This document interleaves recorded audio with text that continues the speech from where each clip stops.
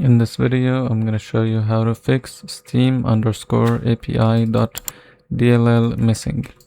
First thing you need to do is go here and type in cmd, right click and then run as administrator. Over here you will write the following commands. So first thing, dism/online cleanup image restore health and then press enter. Second command is sfc/scan now and then press enter. So once this finishes loading, this might be able to fix your issue, because this will scan all of the system files and it will make sure to repair missing DLL folders. So once it's done, you can close it down and restart your computer and then see if this fixes the issue. If you're still having issues, then you can go here and Google Chrome. And here you will type the name of the DLL folder. So I'll just place it here, steam_API, and then I would write download. Then go to this website.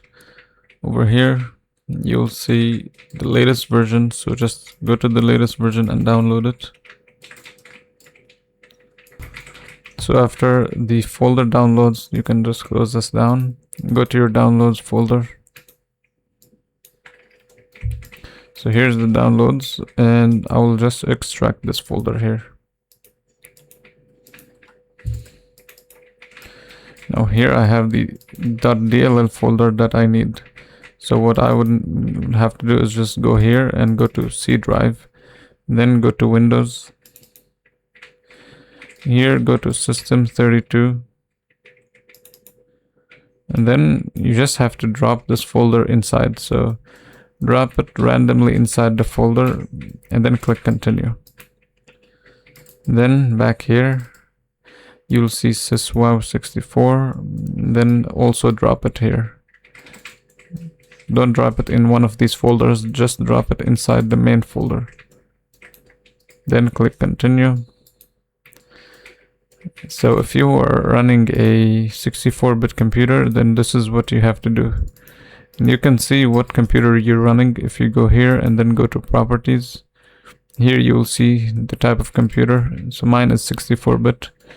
So if you're running 64-bit, then just do like I did, drop this folder here, then in System32. But if you're running 32-bit computer, then you just need to drop this folder inside of this folder, and that's it. Now you can check if this fixes the error. Try restarting your computer, and if you're still having issues, then go back to Google Chrome again, and here you'll type the package of Microsoft. So Visual C++ redistributable download. Go to the latest version. Here you'll see the latest version. So download the latest version. Download the 64-bit and the 32-bit.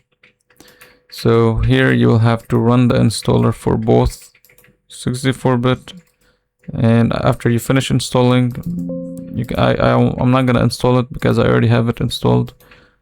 Then you're gonna run the installer for the next one. Click install and just run the installer normally. Then finally check if this fixes the issue and try also restarting your computer.